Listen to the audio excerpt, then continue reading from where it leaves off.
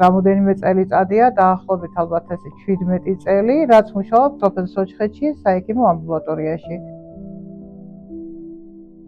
ნუნუ წყებლაძე ცხოვრობს სოფელ წყნორში. სოფელში შემოდის 3 სოფელი: წყნორი, სოჩხეთი და თვითონ ძუისი.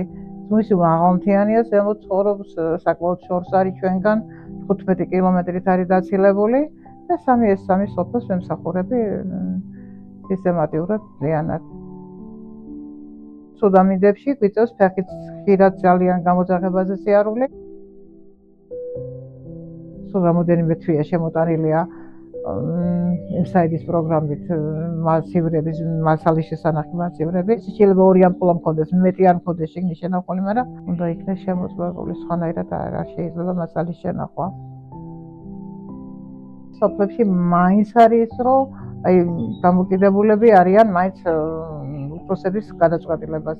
ეს ფაქტია, იმიტომ რომ სხვანაირად ვერ იქნებიან გვინა გინდა, ყველაფერი გინდა, ამიტომ ძნელია ძალიან, მარტო შენ დამოუკიდებლად რომ რამე გააკეთო და ამიტომ მაინც მშობლების ძირითადად მშობლები არიან აქ წამყვანი.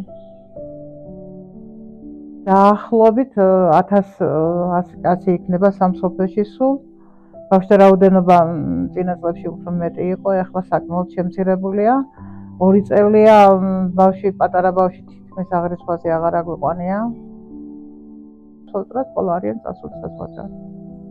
მხოლოდ და მხოლოდ ასაკენებივად დარჩენილი სოფელში.